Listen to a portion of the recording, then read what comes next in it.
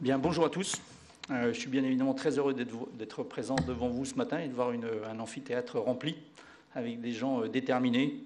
Et c'est bien évidemment pour moi toujours un moment précieux et important de traiter du défi de la simplification dans les armées. En fait, c'est bien évidemment un défi, un combat, et on est là pour combattre. Mais en fait, en l'occurrence, je pense que le défi de la simplification, c'est en fait beaucoup un combat contre nous-mêmes. Et je vais vous raconter une petite anecdote qui n'est pas une citation de Clémenceau. C'est bien moins important. C'était il y a quelques années quand on mettait sur le papier, on couchait sur le papier la vision stratégique du CEMAT pour les années à venir, avec 4 axes, des axes assez classiques qui étaient bien évidemment les ressources humaines, bien évidemment le capacitaire, bien évidemment la préparation opérationnelle. Et on avait décidé de mettre un 4e axe qui était la simplification, qui est en fait un peu la naissance de la task force simplification et tout. C'est pas ça qui est important, en fait, c'est dans les travaux qui avaient été faits. Heureusement, je n'ai pas retenu celui qui avait fait cette remarque, mais quelqu'un autour de la table a dit, mais en fait, est-ce qu'on est bien sûr de mettre cet axe de la simplification parce qu'on n'est pas sûr de réussir? En fait, c'est assez intéressant. Déjà, en fait, il avait raison, c'est quelque chose qui n'est pas simple, la simplification. Mais d'un autre côté, ça en dit aussi assez long sur se dire, mais ce truc-là, vraiment, en interne, est-ce qu'on va vraiment réussir à le faire? Donc, en fait, c'est bien un défi. Donc, oui, je n'ai pas retenu son nom. C'est dommage, mais je pense que ça valait surtout par ce qu'il avait dit, plus que par la personne que c'était.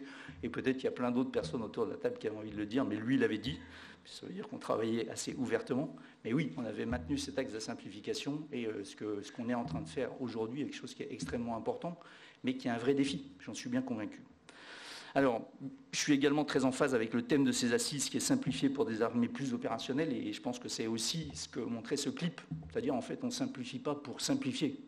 Alors, ce serait déjà en soi un bel objectif, mais le but n'est pas de simplifier pour simplifier. En fait, on simplifie pour améliorer notre efficacité, pour avoir plus de temps, pour que ça soit plus facile de faire de la préparation opérationnelle. Mais je pense qu'on doit aussi simplifier de manière générale. Ça serait surprenant, en tout cas, on peut se poser les questions, alors qu'au combat, et là, je touche directement ce que montrait ce petit clip, bien évidemment qu'au combat, pour être efficace et avoir une chance de surclasser opérationnellement nos adversaires, la simplicité de la manœuvre, la simplicité de notre organisation, la simplicité de notre engagement est quelque chose qui est déterminant. Et je serais un peu surpris que finalement on soit capable de faire ça au combat et que d'un point de vue, dès qu'on passe sur l'arrière du rideau, en fait, ça pourrait être une organisation qui est très compliquée et qu'on ait des gens, les mêmes, qui soient capables de shifter de l'un à l'autre. Même si, il faut reconnaître que d'un point de vue opérationnel, on s'affranchit d'un certain nombre de choses dont on est incapable de faire quand on passe de l'autre côté du rideau, qu'on est sur le domaine plus organique. Mais enfin, néanmoins, dans l'esprit des gens, je ne vois pas comment il y a des gens qui pourraient être les mêmes, avec un esprit très simple, très fluide d'un côté quand ils font la guerre, et de l'autre côté un esprit très compliqué. Ça veut dire que quand on simplifie dans notre mode de fonctionnement et quand on force les gens à faire simple, objectivement, c'est aussi quelque chose dont on doit tirer un bénéfice dans l'engagement opérationnel. Donc, le thème simplifié pour des armées plus opérationnelles est à mon avis pleinement pertinent. Je rappelle notre ambition qui est de gagner la guerre avant la guerre. Et en fait, pour gagner la guerre avant la guerre, ça veut dire qu'il faut quand même gagner déjà la guerre tous les jours. Et pas seulement quand on est en opération et qu'on se retrouve face à nos adversaires, à nos ennemis. C'est dans notre fonctionnement aussi qu'on commence à gagner la guerre avant la guerre. Donc simplifier, c'est une démarche du quotidien.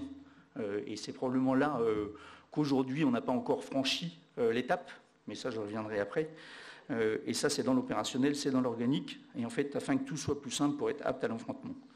C'est, je pense, aussi également très important d'avoir une démarche collective au sein du ministère. C'est parce que notre ministère est organisé pour fonctionner entièrement. Et il n'y a pas là aussi, je ne vois pas comment certains tuyaux pourraient être simples et d'autres compliqués. Ça veut dire qu'il faut qu'on travaille ensemble pour la simplification. Et je pense que vous qui êtes dans la salle représentez bien cette image-là. Alors, je suis bien conscient que les armées, directions et services font des efforts de simplification depuis longtemps, ou en tout cas depuis un certain temps, avec des vraies réussites que je ne listerai pas. Généralement, je cite plutôt les trucs qui ne marchent pas, mais c'est vrai qu'il y a un certain nombre de choses qui ont bien avancé et tout le monde en profite, il faut continuer. Je suis satisfait également de voir qu'il y a des structures dans les armées, directions et services avec une même volonté, qui ont été mises sur pied avec une même volonté de traduire en actes la simplification. Je pense que c'est important à un moment de consacrer des moyens dédiés pour au moins lancer la synergie, même si j'y reviendrai vraiment, mais c'est plutôt en conclusion en fin de matinée. En fait, il ne faut pas non plus s'aveugler parce qu'on a mis en place des moyens dédiés. Les moyens dédiés, c'est très bien et ça va donner ce que vous faites et c'est des choses énormes. Mais en fait, c'est bien évidemment la mise en œuvre qui doit descendre jusqu'en bas pour que la simplification fonctionne. Mais on ne fait pas de la simplification seulement en passant, et les structures et un séminaire tel qu'il est ou les assises telles qu'elles sont faites aujourd'hui, je pense que c'est vraiment quelque chose qui est important. Il faut donc y consacrer du temps, de l'énergie. Au niveau de l'EMA, le général Outlet, le major général des armées, est vraiment à la pointe de ce combat-là, un de ses multiples combats. Merci Eric, mais il veille quotidiennement.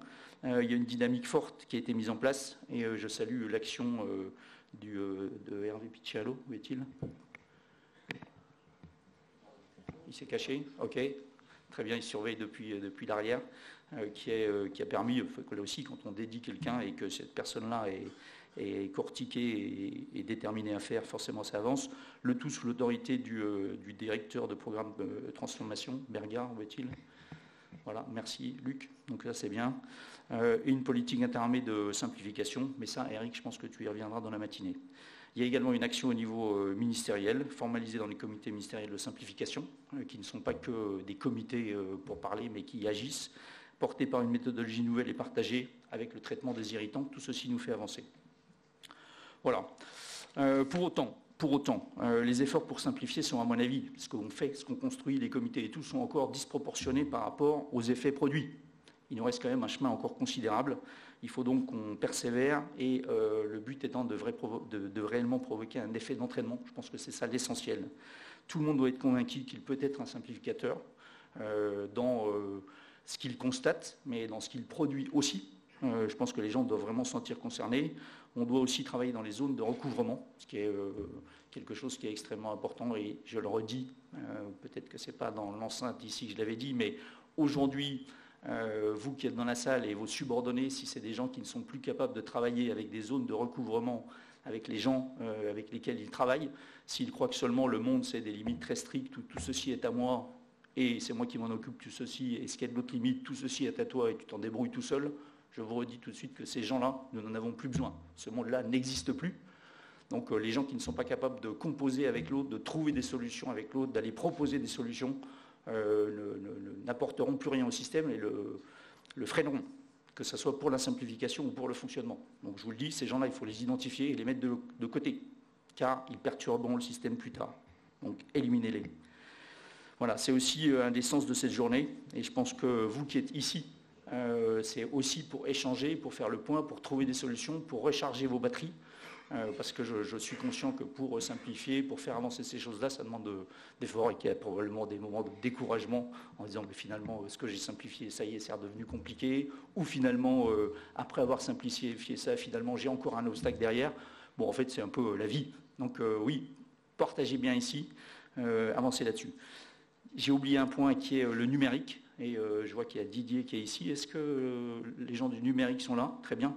Le numérique est bien évidemment quelque chose qui est capital pour permettre la simplification.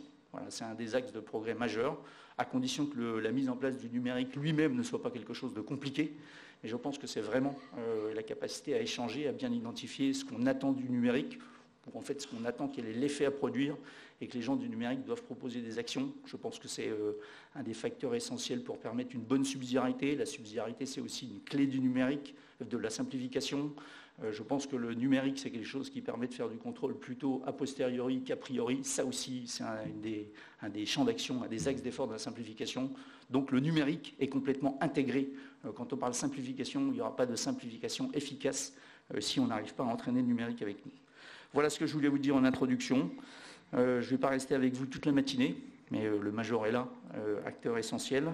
Je reviendrai en fin de matinée partager avec vous, entendre ce que vous avez à dire en termes de conclusion, et conclusion pas définitive, parce que c'est qu'un jalon sur le chemin de la simplification. Mais vraiment, tout d'abord, merci à ceux qui ont organisé ça.